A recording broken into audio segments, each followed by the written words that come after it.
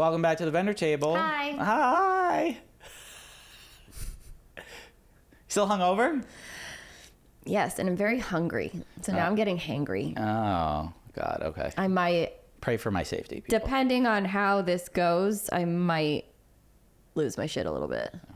Hopefully not. Hopefully not. Hopefully not. Hopefully somebody doesn't say something fucking stupid. Hopefully not at me. I'm already salty. You know what I'm gonna get? I'm gonna get a Yaz tea after this. Yaz tea? Yaz tea. There's a tea shop, like a boba tea shop. Yes, tea. Right behind the studio. That it's called Yaz tea. You can't drive or walk past Yas tea without going Yas tea. I get so excited when I usually get one for Sarah, and Yeah. I'm like, you want some Yaz tea? Love me some Yaz tea. So fucking good though. It's just like, I don't know. So good. What a good name for... Great name for a business. Great name. Shout out to Yaz tea. You want to sponsor us? I just want a free free boba tea. free tea. I love me some boba tea. I'm getting really into those. Those are delicious. They are fun. Yeah. They're fun to eat, drink. Yeah, it's like tapioca balls. Tapioca balls. Yeah. You drink your balls. Yeah. I get a Thai iced tea. Ever had a Thai iced tea? Mm-hmm. Fucking delicious. It's really good. Yeah, Thai iced tea with boba in there. Fucking awesome. Thai iced tea is so delicious. Yeah. Thank you for reminding me of that. Yeah, It's I been think a I'm while. gonna get Thai food tonight. I really want Thai food. Sounds so fucking good. Yeah, chicken patillo. That's my Stop go-to. talking about food. I'm so hungry. Pineapple fried rice. Go to. Love that. I was just having a conversation about pineapple fried rice because let me tell you something. Oh, here we go. I feel like coconut does not belong in rice. No, it does not. It does Wait, not? no. Sarah made coconut rice last night. It was fucking Maybe awesome. Sarah's coconut rice is delicious. Delicious, But it was. Genuinely did not enjoy it. The last time I had it, it was gross. Mm-hmm. But the only fruit that belongs in rice is pineapple in a pineapple with fried rice. Hibachi pineapple fried rice. Do you ever have mango sticky rice? No. You're missing out. You like mangoes? Yeah. Okay. Mango sticky rice. I'm so hungry. Fucking delicious. I also love fried rice. I love fried rice too. I love getting like a big thing of fried rice and then I could eat fried rice every day. not being able to eat all of it in one go, and then the next morning, fried rice, eggs. Mm-hmm. Best breakfast. Delicious. I'll go for that. So good. I make a homemade fried rice that I really like. It's gonna be a food episode. Is it? It's just it's like the cocktail hour episode where we just talked about food the whole time. Oh God, yeah. I've had some good cocktail hours lately. Man, But I fucking love food. we had a whole episode planned that we were going to talk about, but we put a Instagram story up that was like, if you guys want us to talk about a certain topic, let us know. And we had over like 300 submissions. It was like literally like 300 plus submissions here. So It's a lot. so we're gonna go over some that maybe we find cool. We're gonna do this live on the fly. We didn't pick any of these out. Like, it's literally still relevant in our story. We posted this like 22 hours ago, so it's like not even like. Let's fucking go. Oh man. Damn. Okay. You want to start? You want me to start? Yeah. Really? Sure. Okay. All right. Ooh, this is okay. Contractors. Companies book novices who aren't good. People book because of they're cheap as fuck. Yeah, totally. Yeah. Totally. Yeah. This is why if you book a studio or, a bigger wedding operation, like whether it's a planner and they maybe have an associate team or they're pimping out that team. Yeah, if they've got like a big team and they got to pay people, and if there's Yeah. commission involved and whatever, their overhead is like pretty high. Yeah, So. you're running the risk if you book those places, and not to say like, if you book those places, it's like you shouldn't do that. But if you book those places that are cheap as fuck, and you expect top tier service, that might be a little lofty expectation there. Yeah, expectations versus reality. Yeah. I think just like reducing your expectations a little bit for certain places like this, and you like really have to see the work. Mm-hmm. Got to see the work. You really have to. But like a lot of times they'll get like photographers straight out of college and looking for their first job because they'll take the pay. Yeah, they're making like $300 for a wedding or something like that, which $300 to a college kid goes a long way. Yeah. But are they gonna care about your day? Are they going to put the time and effort in? Are they just showing up for a paycheck? Like, are they going to care, like, if you capture like certain moments and things like that? So that's where, you know, I There's gonna be think so many people that are just like, "Ugh, you do it for the love of the industry, not the money." It's like, no, fuck you. It's the money. it's the money. It's the money. Like, I'll be honest with you, like, most people get into the wedding industry because of the money.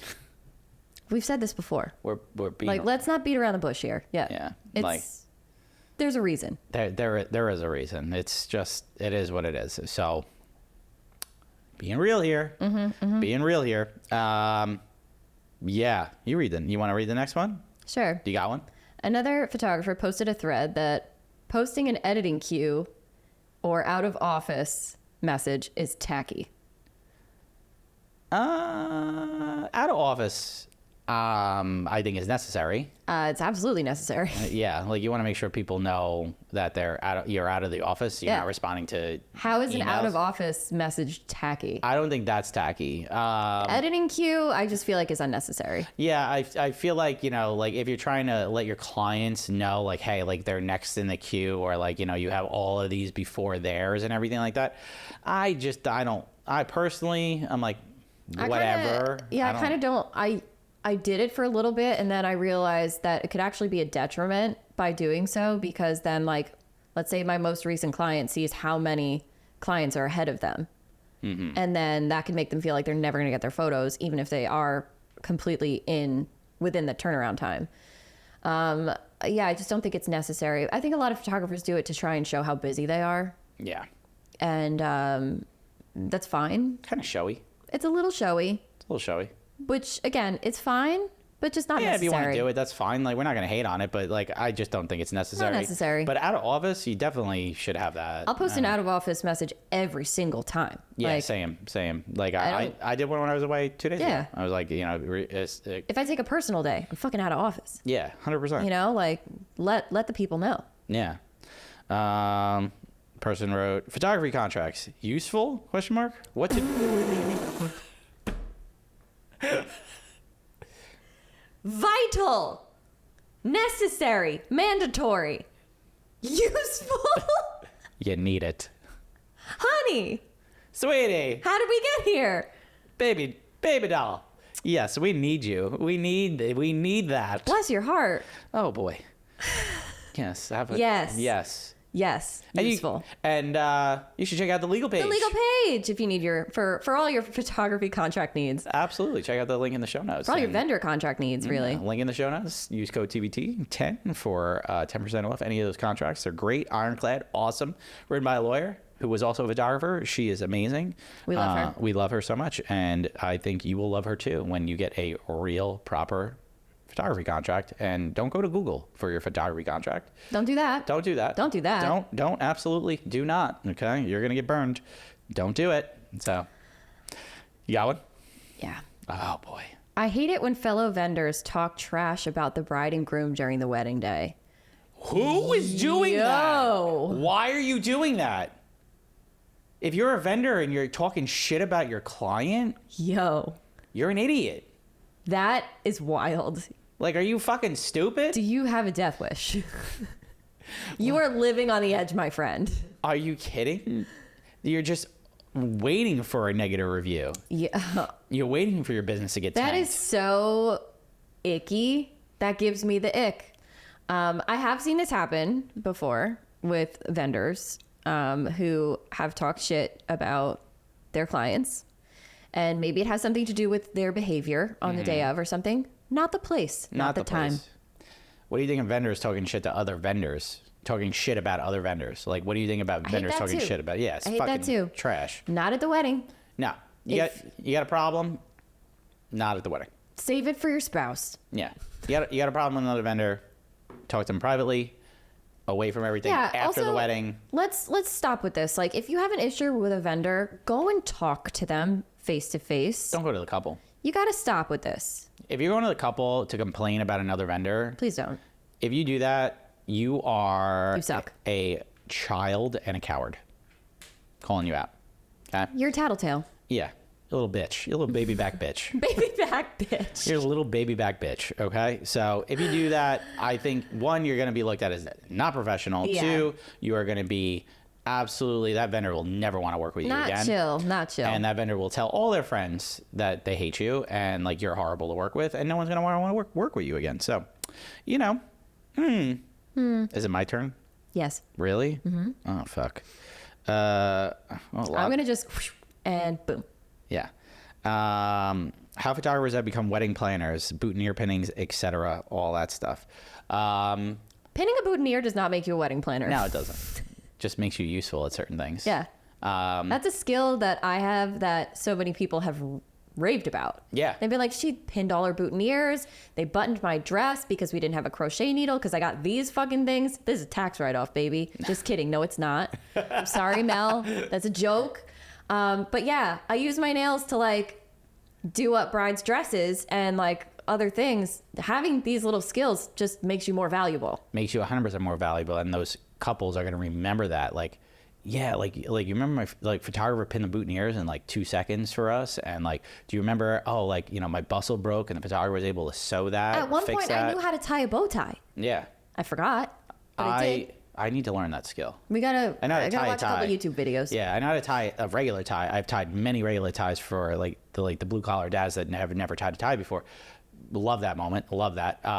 But like, I've done a lot of the underrated things, like fixed things like that. Like, I have like heel savers for why wouldn't you like want to bridesmaids. do that Yeah, stuff like though? I've had heel savers for bridesmaids that like they have stilettos and like the grass is soft. So I'm like here, I have these, and like, no joke. Like, you watch them light up, they're like, holy shit, like, what are you, MacGyver? What are you pulling out of that toolkit? It's just an awesome thing to, like, you know, as you're doing this for so long, you start realizing that there are things that can make your day easier. Mm-hmm. Not only theirs, but, you know, like, these are things that's good to have on hand or just, like, have the skill to do. I don't think any of that equates to being a planner, because I've seen planners work, and, baby, I ain't doing any of that shit. No. Yeah. So I don't know where our wires are getting crossed here, but no. Yeah. No. So do you think it's worth the time to network with other business owners? Yeah. Yeah, of course. 100%. Of course. Yeah, no, like, it's one of the main resources of marketing. You could actually utilize those business owners to, you know, work your business, like advertise your business. Yeah. 100% worth it. How would that not benefit you? Yeah, like we've had a lot of networking events here in our area that, like, you know, vendors get together and stuff like that. I think we should do that for the vendor table. We should do that. We should have like a vendor table event and have like a networking thing for like vendors in the area. I think that'd be really nice. What do you guys think? Should we do that? You want to do that? You want us to do that? Let's do that. Put something together. But I think it's really nice because you get vendors to get to know one another. They'll start recommending each other out. Like, you know, like, you might want to work with a florist and maybe you've never met them before and you're a little too nervous to like reach out to them. Well, maybe they're at your networking event, or maybe you want to network with them. Like, you know, you could reach out, or at a networking event, Mm-hmm. like you could like see them. So I think it's a really good thing to network with other business owners. It just helps elevate your business. Yeah. So do it. You got one? Yeah, we talked about this a little bit, but it says normalize couples getting ready together so that they can spend more time with each other. And we talked about this in one of our last episodes. I love this, but it's also one of those things, you have to be the right couple for this. Yeah. Because a lot of people want like that first time seeing each other, whether that's down the aisle or during a first look. And when you do this, you don't get that. So it's, if they want that reaction, or if it's not important to them and they want to get ready together, that's, I love when they get ready together. Mm-hmm. You know, they can help each other with their, It's, I think, beautiful. it's actually very really, rare. really sweet. Very rare, but I would normalize it. It is very rare. I did one 2 weeks ago with 2 brides who got ready together. I was second shooting for our friend Four Doves. So they got ready together. And then I did one last year in February. They were getting ready in their apartment in Manhattan together. I love that. I think that's like, I don't feel like there's many traditions anymore that you really need to keep. You can also kind of do both. So like Yeah. the way I did it with the couple in Manhattan is she helped him get dressed. Like, she tied his tie. She helped him put his jacket and boutonniere on. And then she went into her room to get dressed, and he went to go to the first look location. Yeah. So it was really sweet. She's like in her robe. He obviously can see her face and her makeup and stuff, but that's it. Then we went and did their first look in Central Park, and it was really beautiful. Yeah. So you can kind of mix it together. And I just thought like those images of her like with him in their bedroom together, like getting him ready, like putting his tie on and stuff. I was just like, I love this so much. Yeah. I think it's really sweet. I love that stuff. So yeah, like, I mean, if you're getting ready together, it's really nice. It also gives you more time to do things throughout the wedding day. It makes things a little bit more relaxed. So if you're a couple that, you know, you're thinking about like, you know, how do I accommodate my day and make it a little less stressful, maybe getting ready together, seeing each other early. The first looks, we talked about that 100 times, but if you do a first look early, you can get everything done. So yeah, there's, I love it. All for it. So this episode is sponsored by the Legal Paige. Legal Paige is a legal education platform for small businesses as well as a contract templates shop. They help you get legally legit in minutes. So we're super excited to partner with them. But Lauren, I know you've been using a Legal Paige contract for a long time, right? I sure have. I love it. It protects me against anything that you could possibly think of. It's a brick. It's one of my favorite parts about my business. I'm so proud of it because it's just like got everything that you can think of. And available in their shop are different amendments, different clauses, and you can find anything there. Any situation that you could possibly think of, that website has it. Yeah, they have everything like short forms and a la carte clauses. So whether you're a photographer, videographer, planner, florist, DJ, you name it, the Legal Paige has a contract that will make your business legit. All the contracts have been reviewed and critiqued by industry-leading professionals and come with a free future updates made by the Legal Paige's legal team. And if you guys didn't know this, but Paige is a retired wedding and family photographer, as well as an attorney. So she has a very unique perspective and expertise when it comes to photography contracts. The Legal Paige offers free education through their blog posts, podcast episodes, and their YouTube channel. So one of the cooler things also is that we're partnered. We have a special link in the show notes that you could check out her whole shop, everything like that, get yourself legally legit. But you could use code TBT10, and that gets you what? It gets you 10% off anything in the shop, which is awesome. Awesome. So definitely get yourself legally legit. Check out the Legal Paige. Best money I've ever spent. Check it out in the show notes. We just want to give a special shout out to Maru, one of our sponsors. Maru is a modern payment experience for the weddings and events industry. Maru has added some incredible new features, including the ability to send contracts, create itemized invoices, and our personal favorite, the ability to pay contractors. Love this. Yeah, like that makes me so happy to have a platform that if I need to pay like an associate or a second shooter, I'm paying them right through Maru. It just goes right to their bank account, makes things so nice and easy. It's also so neat and organized. Yes. You can find anything. Super organized. Mm-hmm. Like, I love it because I'm just like, hey, I got to print it out at the end of the year, send my accountant over for tax purposes and all that stuff. Perfect. It keeps things so nice and neat. Maru is a community of 10,000 plus wedding and event professionals, and it's growing. They offer seamless transactions and a hassle-free payment experience. They make it easy for you to focus on what you do best, creating memorable experiences. So we went over, but with Maru, you could create and share your contract, accept and make payments without processing fees, offer clients a simpler experience, no need to sign up, just pay and go, and pay your contractors, something we both love. So it also keeps all your payments neatly organized in the central hub. You could sign up for free at maru.us/TBT. All right. Favorite MC DJ run games that you witnessed at a wedding? None of them. Zero.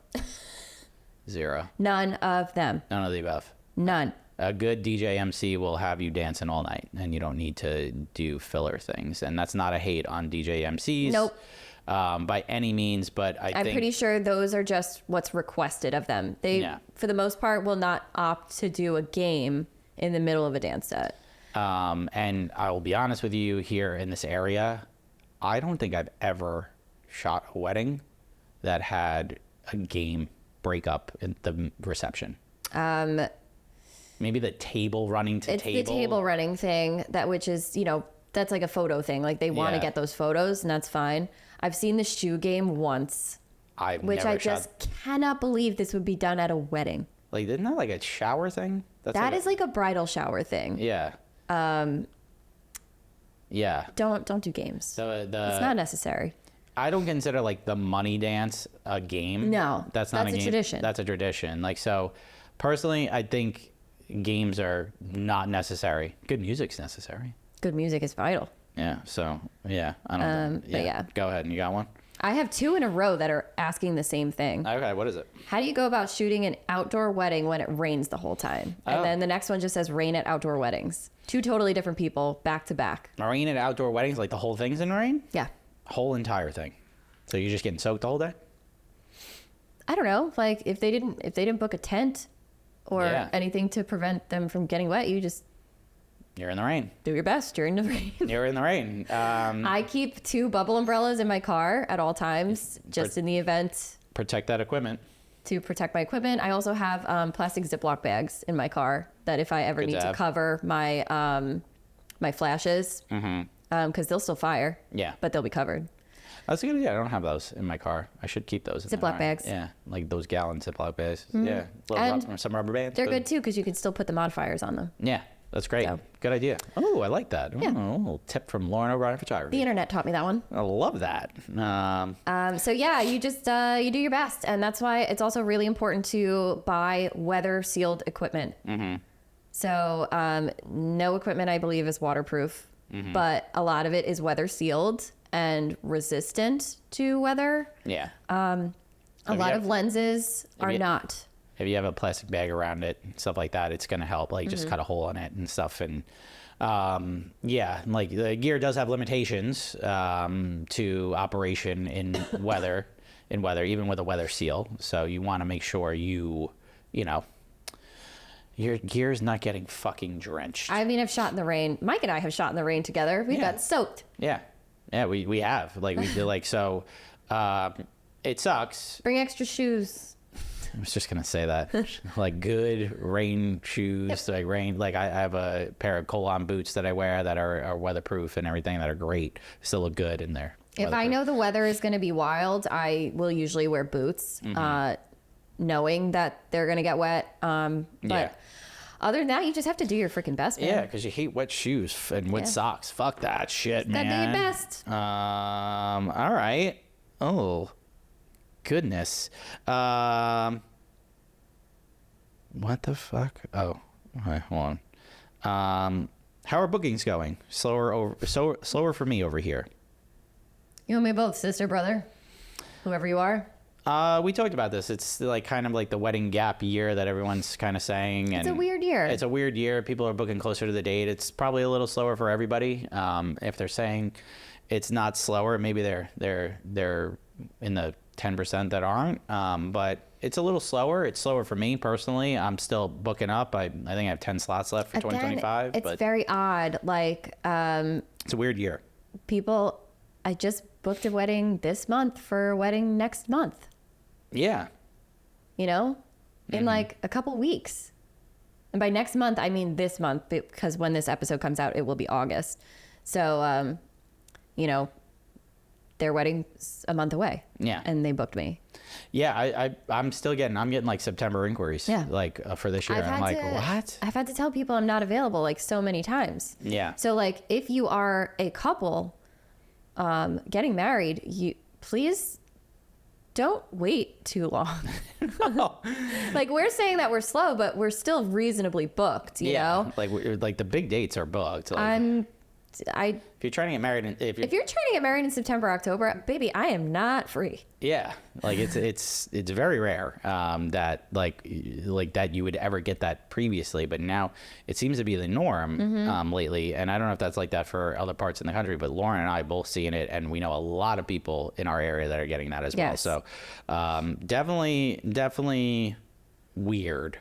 Very odd. To say the least. I like this question.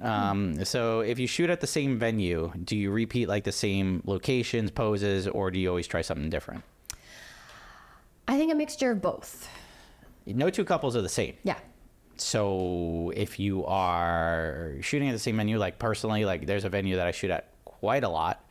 I do have like the money shots that everybody wants. I will get those, but I'll put a like a little like Spin on it. Like it won't be the same pose in the same spot every time.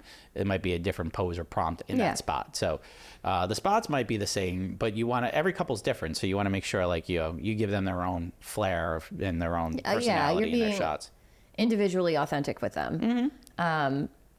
And I think like, sometimes with certain venues, like maybe, I mean, how many times has a photographer like gotten to a place, taken the camera out and just been like, roadblock, every now and again, you'll have a wedding where you're just like, fuck, I guess I'm doing safety shots right now because I can't get with it right now. Yeah, don't know what I'm doing. Yeah, like sometimes every now and again you'll get a brain block and you'll be like, well, stare from your photographer. That's usually like, oh shit. You ever hear him just go, and then let's do this.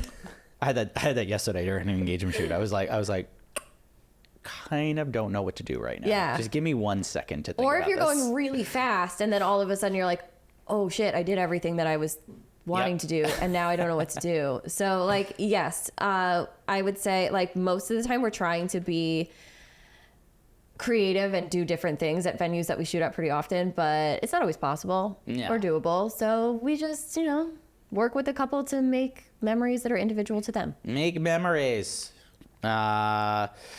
Ooh, I see this one. Can I read this one? Yeah, right. Go for it. Mother of the bride having a say in everything. What do you do? From a vendor, you want the vendor perspective, or do you want like our advice to you from just a? Let's do both. Okay. Let's say advice to the bride, right?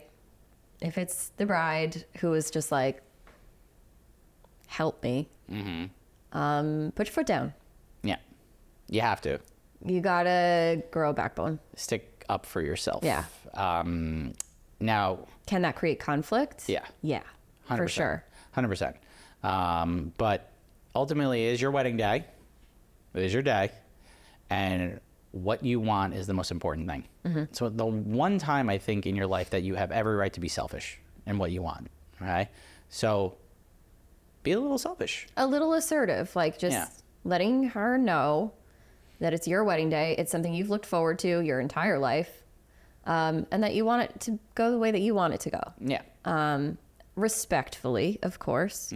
If it turns into a fight, it turns into a fight. But at the end of the day, it is your wedding, and hopefully they respect that. Now, from our side, if you have a parent who is a little too hands-on with things, at least from my perspective, I have had a couple, some that were respectful about it and some that were not so respectful about it. In most cases, I didn't end up moving forward with them because I just didn't feel like I was the right fit. And that usually starts right at the initial consult. Like, they're there. Most of the time, couples that are comfortable with me just meet with me and their fiance. If a parent is involved, I tread very carefully because I want to see exactly who's talking to me the most. Is it the parent or is it the couple? I recently had one who, she was actually very polite, respectful. She was more vocal, but she wasn't pushy. The couple was very shy and didn't really understand or know the questions to ask during the consult. Mother was very respectful. She's been in communication with me the whole time, got her on the phone, and I actually really love her. She's been great. So it depends on the situation. Yeah.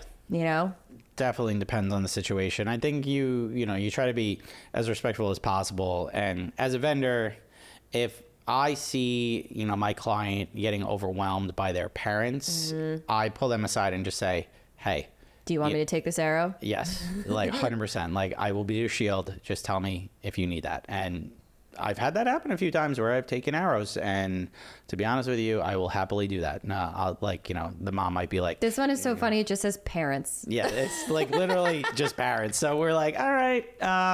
So that kind of covers the whole that whole angle. I think we'll step in and we'll handle it. I've gone head to head with a bride's mother before because she asked me to. Yeah. She asked me to kick her out of the room when she was getting ready, and I was like, gotcha. Yeah. Me and the bridal attendant did.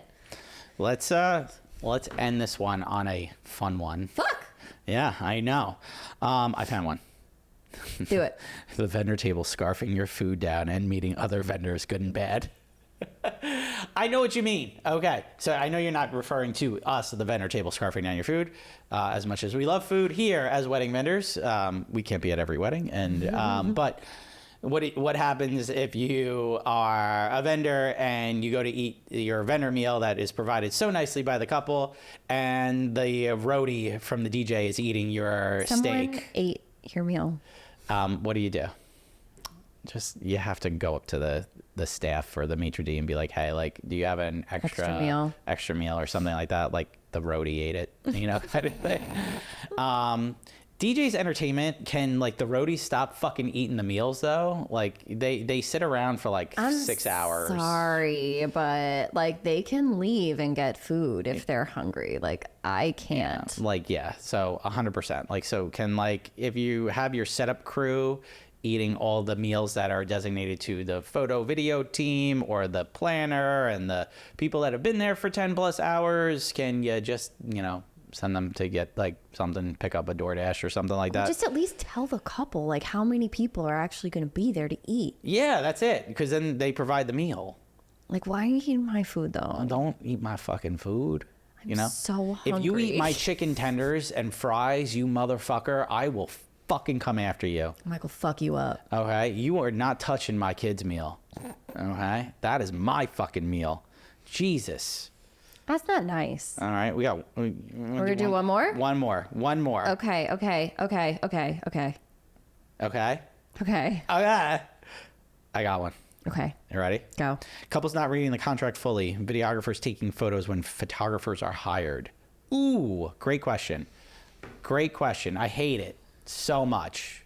Okay? I've had this happen before, but if you are a videographer and you are taking still images on the day and then posting that, okay, to your Instagram, your feed, or your portfolio, acting like you are the photographer, not cool, bro. Not chill. Not chill. Don't do that. That's a violation. Don't do that. Absolutely not. Okay? A lot of videographers get mad at content creators stepping on the scene and all this stuff. But to be honest with you, if you're hired to do a job, do that job only. Yeah. Okay? You get people, I've had a videographer say, well, I'm just getting a still for the YouTube. And I'm like, you're taking a portrait style photo. I just directed. Yeah, a portrait oriented photo. That's not cool. Don't do that. So pull a still from the video file. They're 4K. They look great, okay, regardless. But not cool. We don't like it. We don't like it one bit. Don't do it. Because as a photographer, how would you feel as a videographer, I should say, as a videographer, how would you feel if the photographer was filming 4K video and doing a trailer? How would you feel? You wouldn't feel great, right? No. So probably be pissed. Don't cross the streams. It's a Ghostbusters reference. Great movie. The other part of that was clients not reading contracts, which, guys, read your contracts. 100%. It's a legally binding document. Yeah. Know what you're getting into. If you have questions, ask them. Yeah.